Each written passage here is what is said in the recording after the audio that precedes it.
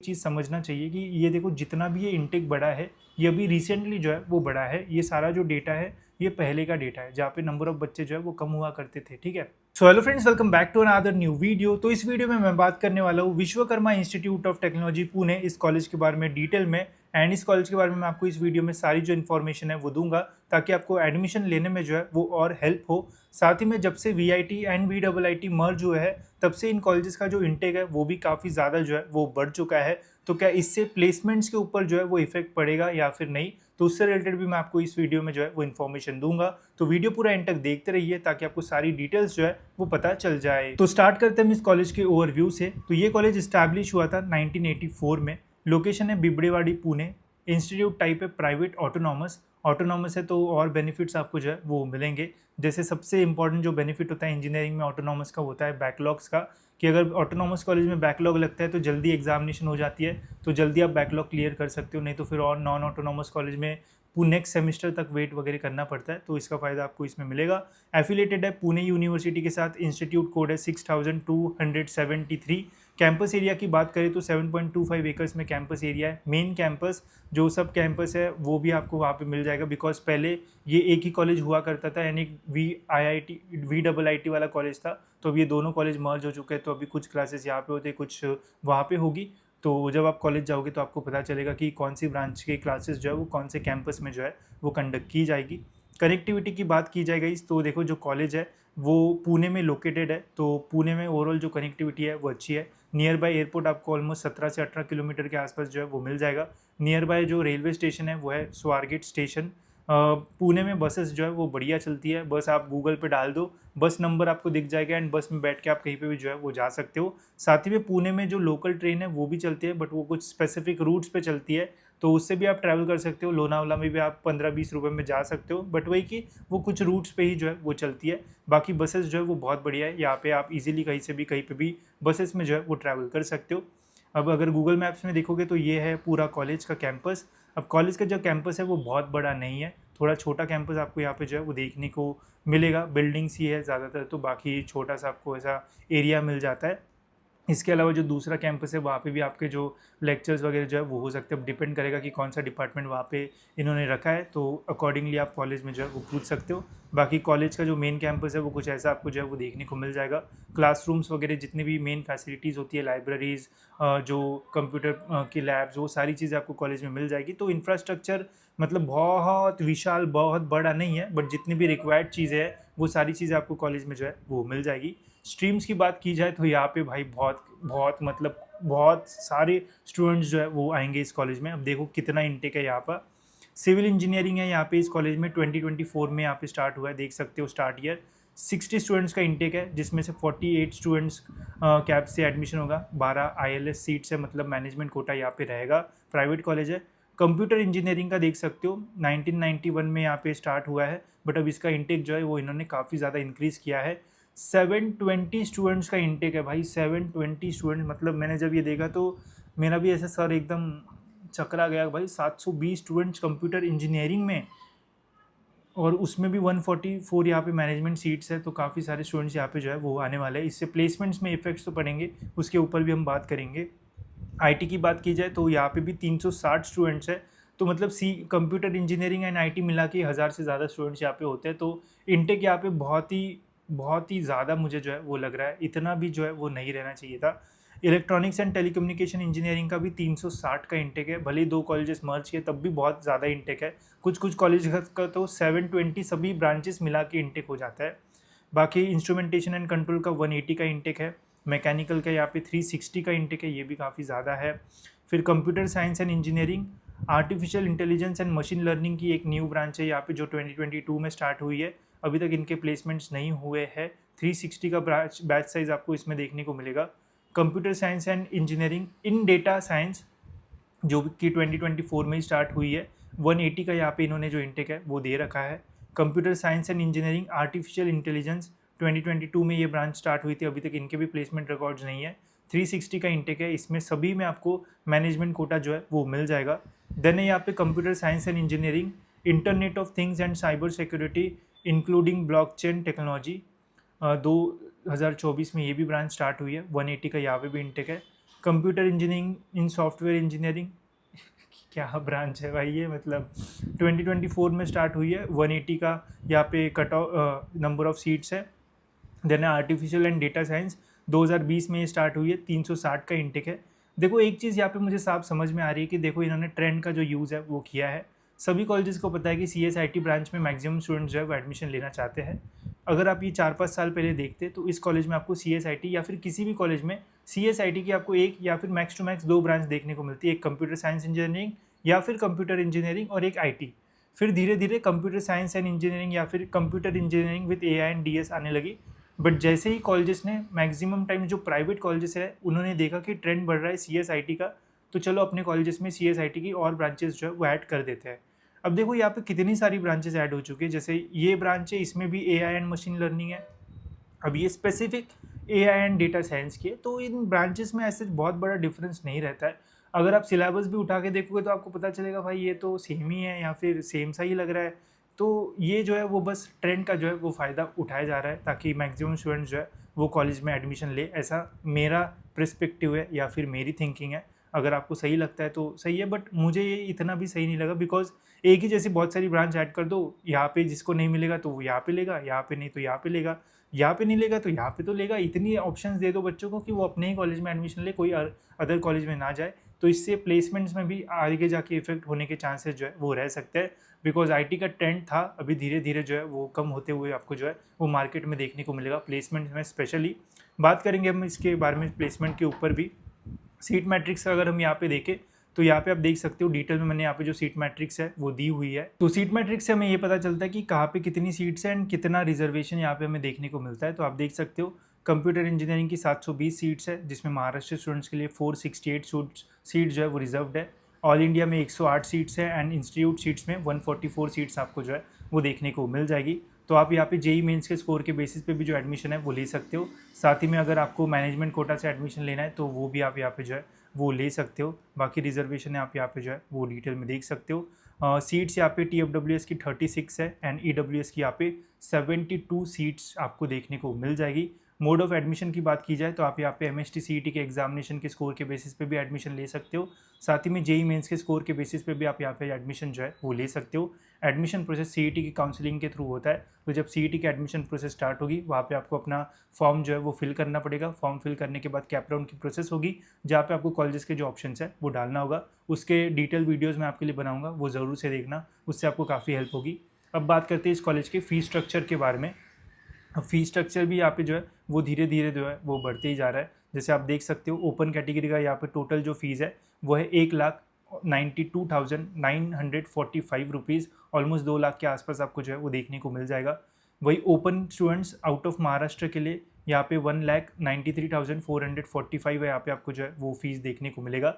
यहाँ पे category wise मैंने डिटेल में पूरा जो फीस स्ट्रक्चर है वो डाल रखा है, आप वीडियो को पॉज करके जो है वो देख सकते हो। साथ ही में अगर आप महाराष्ट्र के स्टूडेंट्स हो, अगर आप फीमेल कैंडिडेट हो एंड अगर आपको इस कॉलेज में एडमिशन कैप राउंड के थ्रू होता है तो आपको जो गर्ल्स वाली स्कॉलरशिप है वो भी मिलेगी। जैसे OBC की अगर आप गर्ल्स हो तो OBC कैटेगरी में अगर आप फीमेल कैंडिडेट हो तो यहाँ पे आपको बस 30,000 रुपये फ़ी में आपका एडमिशन जो है वो हो जाएगा।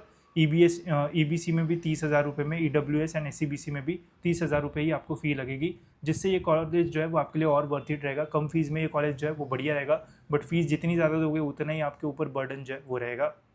अगर आप ओपन कैटेगरी के स्टूडेंट हो एंड 4 साल की इंजीनियरिंग यहाँ से आप विदाउट एनी स्कॉलरशिप करते हो तो ऑलमोस्ट 7.5 लाख के आसपास का जो खर्चा है वो आपको इस कॉलेज में आएगा। उसके अलावा हॉस्टल वगैरह लोगे तो आराम से 10 लाख के ऊपर खर्चा जो है वो जाएगा। इसलिए अगर इस कॉलेज में आपको कैप राउंड से एडमिशन मिलता है तो ज़्यादा बेटर होगा, उससे आपको स्कॉलरशिप एंड वो सारी इन्फॉर्मेशन जो है वो भी आपको उसके थ्रू आपको मतलब फ़ीस जो है वो कम लगेगी। ठीक है, तो उसकी इन्फॉर्मेशन निकाल के कॉलेज के लिए जो है वो अप्लाई करना तो बेटर आपके लिए रहेगा।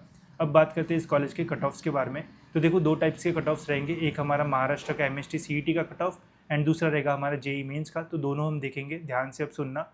सिविल इंजीनियरिंग का यहाँ पे ओपन का जो कट ऑफ है वो जाता है 94.75 परसेंटाइल। अब ये कॉलेज जो है वो नाम से भी जो है वो बहुत ज़्यादा चलता है, बिकॉज VIT पहले बहुत ज़्यादा फेमस था एंड अभी लोगों का यही प्रेफरेंस रहेगा कि VIT है, मिल रहा है तो ले लेते हैं। बट आपको ध्यान दे के चीज़ें जो है वो देखना पड़ेगा, इनटेक भी आपको एक बार चेक करना चाहिए। देन कंप्यूटर इंजीनियरिंग का यहाँ पे 99.00, ऑलमोस्ट 3,000 रैंक के आसपास यहाँ पे आपको ओपन में एडमिशन जो है वो मिल जाएगा। IT का यहाँ पे 98.61 परसेंटाइल ओपन का, ENTC का है 97.62, इंस्ट्रूमेंटेशन का 94.44, मैकेनिकल का 95.97, फिर ये कंप्यूटर का AI एंड मशीन लर्निंग का 98.33, फिर computer science and engineering data science 97.88, फिर यहाँ पे कंप्यूटर AI का 98.03, फिर यहाँ पे आप देख सकते हो साइबर का 97, कंप्यूटर सॉफ्टवेयर वाला 98.08 एंड 97 AI। ठीक है, तो आप देख सकते हो जो कंप्यूटर की ब्रांच इन्होंने ज़्यादा डाली है तो कट ऑफ आपको यहाँ पे ज़्यादा ही जो है वो देखने को मिल जाएगा। बट वैकेंट राउंड तक भी आप ट्राई कर सकते हो, आपको यहाँ पे एडमिशन मिलने के जो चांसेस है वो रहेंगे, बिकॉज सीट ज़्यादा है तो एडमिशन भी आपको थोड़ा और इजीली जो है वो मिल पाएगा। पहले सीट्स कम थी तो मुश्किल होता था, बट अभी सीट्स बढ़ गई तो आपको एडमिशन मिलने के भी जो चांसेस है वो बढ़ जाएंगे। साथ ही में ये बस ओपन के ही कट ऑफ है, अगर आपको डिटेल में कट ऑफ देखना है तो आप CET की ये कट ऑफ लिस्ट जो है वो इसमें आप देख सकते हो। अब इसमें बस एक ही प्रॉब्लम है कि इसमें ऑलमोस्ट 1500 से भी ज़्यादा पेजेस है तो ढूंढना बहुत मुश्किल होता है। तो यहाँ पे आप हमारी पुणे की कॉलेजेस की जो लिस्ट है वो ले सकते हो, इसमें आपको पुणे के सारे engineering colleges high cut off से लो कट ऑफ के फॉर्म में जो है वो मिल जाएंगे। यहाँ पे आपको क्या करना है, सिंपली यहाँ पे आपको आना है, इस कॉलेज के नाम को जो है वो कॉपी कर लेना है, Ctrl+C एंड यहाँ पे लिस्ट में आना है, Ctrl+F दबाना है एंड Ctrl+V दबाओगे तो यहाँ पे आपको इस कॉलेज का डिटेल में जो कट ऑफ है वो देखने को मिल जाएगा। ठीक हो, जैसे ये कॉलेज आ गया तो VIT का पूरा नाम जो है वो है Bansali Ramnath Agrawal charitable trust Vishwakarma institute of technology. तो यहाँ पे आप फिर डिटेल में कैटेगरी वाइज जो कट ऑफ है वो देख सकते हो। ठीक है, साथ ही में इसके आसपास और कौन से कॉलेजेस आते हैं तो वो भी आपको इस लिस्ट में जो है वो पता चल जाएगा, तो इजीली आप देख पाओगे। साथ ही में अगर आपको कम परसेंटाइल मिला हुआ है तो कम परसेंटाइल वाले कॉलेजेस भी आप इजीली यहाँ से जो है वो देख पाओगे, जिससे आप इजीली कॉलेजेस जो है वो फाइंड कर पाओगे। इतना ही नहीं, पुणे के अलावा यहाँ पे आपको महाराष्ट्र के सारे इंजीनियरिंग कॉलेजेस की जो लिस्ट है वो मिल जाएगी। साथ ही में अगर आपको मुंबई की लिस्ट देखना है तो यहाँ पे आप मुंबई पे क्लिक कर लेना, मुंबई की लिस्ट आपको जो है वो देखने को मिल जाएगी। नागपुर की चाहिए तो नागपुर पे क्लिक कर लेना, नागपुर के इंजीनियरिंग कॉलेजेस आपको देखने को मिल जाएंगे। तो इससे बहुत ईजी हो जाएगा एंड ईजिली आप देख पाओगे कि कौन से बेस्ट कॉलेजेस है एंड कितना उनका रैंक जाता है। बाकी कॉपी करके पेस्ट करोगे तो आपको पूरा कैटेगरी वाइज भी कट ऑफ जो है वो देखने को मिल जाएगा। इसकी लिंक डिस्क्रिप्शन में, वहाँ से आप इसे ले सकते हो एंड इसका यूज़ जो है वो कर सकते हो। अब बात करते हैं इस कॉलेज के JEE मेंस के कट ऑफ्स के बारे में। तो JEE के कट ऑफ्स भी जो है उस कॉलेज के आपको थोड़े हाई देखने को मिलेंगे। सिविल का है यहाँ पे 88.84, कंप्यूटर का 96.59, तो CET से तो कम ही कट ऑफ है JEE का, तो JEE से भी आप टारगेट कर सकते हो इस कॉलेज को। IT का 96.03, इलेक्ट्रॉनिक्स का है 94.11, फिर इंस्ट्रूमेंटेशन का 89, मैकेनिकल का है 89, कंप्यूटर AI एंड मशीन का 98 के आसपास आपको जो है वो देखने को मिलेगा। जितने भी CSIT से रिलेटेड ब्रांचेस है उसका आपको 95 के अबो या फिर उसके आसपास ही जो कट ऑफ है वो देखने को मिलेगा इस कॉलेज में। तो JEE से आप अप्लाई कर सकते हो, थोड़े कम परसेंटेज लगेंगे as compare to CET, but यहाँ पे आपको एडमिशन जो है वो मिल सकता है। तो ये भी आपके लिए एक ऑप्शन जो है वो रह सकता है JEE मेंस का कट ऑफ। हॉस्टल्स की बात की जाए तो इस कॉलेज में आपको हॉस्टल फैसिलिटी जो है वो मिल जाएगी, इन कैंपस में तो नहीं बट मतलब कॉलेज के पास ही इनके हॉस्टल्स है, तो उसके बारे में भी इन्होंने डिटेल्स दी है। अगर आपको हॉस्टल चाहिए इंक्लूडिंग मेस जिसमें आपका ब्रेकफास्ट एंड डिनर रहेगा, तो अगर आपको 2 सीटर चाहिए मतलब एक हॉस्टल एक रूम में 2 ही बच्चे रहेंगे तो उसकी जो फ़ीस है वो है 1,40,000 पर ईयर। तो ये कैलकुलेट करोगे आप 4 साल का तो आपका ऑलमोस्ट खर्चा जो है वो यही 7 साढ़े 7 के आसपास या फिर 6 से 7 लाख के आसपास ये खर्चा हो जाएगा। और ओपन की फ़ीस भी आप देख लो तो 10 के ऊपर ही आपका आराम से जो है हो जाएगा। वही अदर्स में अभी इसमें 3 सीटर है या 4 सीटर है ये इन्होंने डिटेल में नहीं दिया है, बट उसका फ़ीस यहाँ पे जो है वो रहेगा 1,25,000। रिफंडेबल डिपॉजिट आपको 5,000 रुपये जो है वो देना पड़ेगा। तो ऐसी यहाँ पे फ़ीस है। ठीक है, तो ओवरऑल फ़ीस स्ट्रक्चर हॉस्टल का भी अच्छा खासा हाई आपको जो है वो देखने को मिल जाएगा एंड यहाँ पे आप इंस्टॉलमेंट में भी अपने जो पैसे है वो दे सकते हो। तो अकॉर्डिंगली आप जो है वो हॉस्टल देखना या फिर हॉस्टल के आसपास भी आपको कॉलेजेस जो है वो देखने को मिल सकता है। बट जिनके पास पैसे नहीं होंगे उनके लिए ये कॉलेज जो है वो अच्छा खासा महंगा हो सकता है। तो अगर आपके पास पैसे नहीं है मैं आपको यही रेकमेंड करूँगा, एक तो आप कैप राउंड से एडमिशन लो, उससे आपको फ़ीस जो है वो कम लगेगी। अगर कैप राउंड से नहीं हो पा रहा है तो फिर और भी ऑप्शंस आप जो है वो देख सकते हो। प्लेसमेंट्स की अगर बात की जाए तो ये सबसे इंपॉर्टेंट चीज़ रहेगी अभी इस कॉलेज के बारे में। अब देखो नंबर ऑफ़ सीट्स तो बढ़ा दिए बट क्या प्लेसमेंट्स भी आगे जाके बढ़ेंगे तो उसके ऊपर हम बात करेंगे। तो ये प्लेसमेंट रिकॉर्ड्स इस कॉलेज के 1920 से लेके तो 24-25 तक हमारे पास यहाँ पे प्लेसमेंट्स के डिटेल्स है, जिसमें 1920 में आप देख सकते हो 96% कॉलेज में स्टूडेंट्स का जो प्लेसमेंट है वो होता था। जैसे प्लेसमेंट प्लस हायर स्टडीज़ है ये, अब इनमें से यहाँ पे 80% बच्चों का प्लेसमेंट हुआ है, जिसमें आप हायर स्टडीज़ देख सकते हो 15% बच्चे हायर स्टडीज़ के लिए जाते हैं। फिर पहले यहाँ पे जो हाईएस्ट पैकेज है वो हुआ करता था 28 एंड एवरेज हुआ करता था 6.29।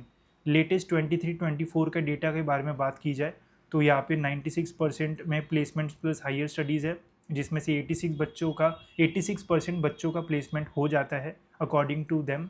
7.5 LPA यहाँ पे जो है एवरेज पैकेज जो है वो रहता है, एंड हाईएस्ट पैकेज इन्होंने जो है वो बताया है 51 LPA, ठीक है।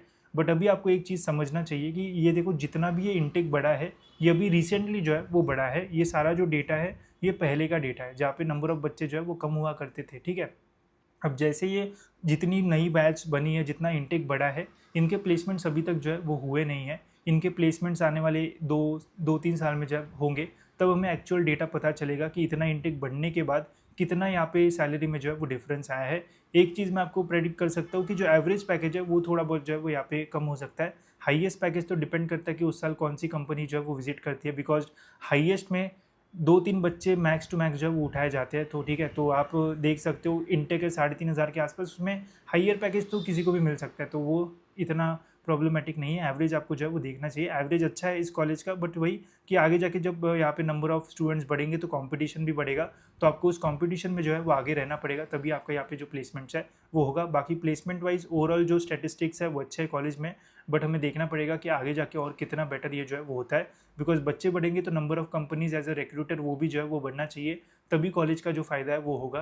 नहीं तो अगर रिक्रूटर सेम रहेंगे, नंबर ऑफ़ स्टूडेंट्स बढ़ जाएंगे, तो फिर प्लेसमेंट में हमें जो ड्रॉप है वो देखने को मिल सकता है। बाकी अभी तो ओवरऑल जो स्टैट्स है वो अच्छे हैं इस कॉलेज के, प्लेसमेंट वाइज ओवरऑल कॉलेज भी अच्छा है, बट आगे जाके क्या होता है वो हमें आने वाले सालों में जो है वो पता चलेगा। बाकी रिक्रूटर्स में आप देख सकते हो अच्छी कंपनीज यहाँ पे जो है वो विजिट करती है, तो प्लेसमेंट तो मिल जाएगा, बस वही कि कंपटीशन बढ़ जाएगा एंड आपको और मेहनत करने की जो है वो ज़रूरत पड़ेगी। अब फाइनल वर्डिक्ट की बात की जाए तो सबसे पहली जो इंपॉर्टेंट चीज़ मुझे खटकती है वो है इनटेक। इनटेक बहुत ही ज़्यादा मुझे जो है वो लग रहा है, बाकी ओवरऑल चीज़ें जो है वो अच्छी है। नंबर ऑफ़ प्लेसमेंट्स अपॉर्चुनिटी आपको अच्छी मिलेगी इस कॉलेज में, बस वही कि आगे जाके आने वाले सालों में नंबर ऑफ़ रिक्रूटर्स भी बढ़ना चाहिए, नंबर ऑफ़ कंपनीज बढ़ना चाहिए, तभी सभी स्टूडेंट्स के प्लेसमेंट होने के चांसेस जो है वो रहेंगे। फीस स्ट्रक्चर आपको थोड़ा हाई जो है वो लगेगा, अगर आप कैटेगरी स्टूडेंट हो एंड अगर आप स्कॉलरशिप अप्लाई करते हो तो थोड़ी फीस आपकी जो है वो कम हो जाएंगी। कैंपस साइज़ जो है वो बहुत बड़ा नहीं है, थोड़ा छोटा कैंपस आपको मिलेगा, बट ओवरऑल जितनी भी फैसिलिटीज़ आपको लगती है वो सारी आपको इस कॉलेज में जो है वो मिल जाएगी। तो ओवरऑल जो कॉलेज है गाइस वो तो अच्छा है, बट इस कॉलेज के आसपास आपको और बेटर कॉलेजेस भी जो है वो मिल सकते हैं। तो सोच समझ के आपको जो डिसीजन है वो लेना चाहिए। साथ ही में क्या आपको इस कॉलेज का कंपैरिजन और कोई कॉलेजेस के साथ चाहिए तो वो भी आप मुझे जो है वो बता देना, मैं आपको कॉलेजेस का कंपैरिजन करने वाला वीडियो भी जो है वो बना के दूंगा, जिससे आप और बेटर तरीके से जो डिसीजन है वो ले पाओगे। साथ ही में कॉलेजेस फाइंड करने के लिए आप इन लिस्ट का भी जो यूज़ है वो कर सकते हो, इससे काफ़ी आपकी हेल्प होगी एंड आपको पता रहेगा कि वीआईटी के आसपास और कौन से कॉलेजेस हैं जो कि इसके कॉम्पिटिशन रह सकते हैं, जहाँ पे आपको और बेटर प्लेसमेंट या फिर कम फीस में आपको एडमिशन जो है वो मिल सकता है। तो इसकी लिंक डिस्क्रिप्शन में, वहाँ से इसे आप जो है वो लेके यूज़ जो है वो कर सकते हो, ठीक है। तो होप सो गाइस ये वीडियो आपको जो है वो अच्छा लगा होगा। नेक्स्ट वीडियो में कौन से कॉलेज का रिव्यू देखना है ज़रूर कमेंट्स में बता देना। फिलहाल इस वीडियो में इतना ही, मिलते गए ऐसी और एक इन्फॉर्मेटिव वीडियो में।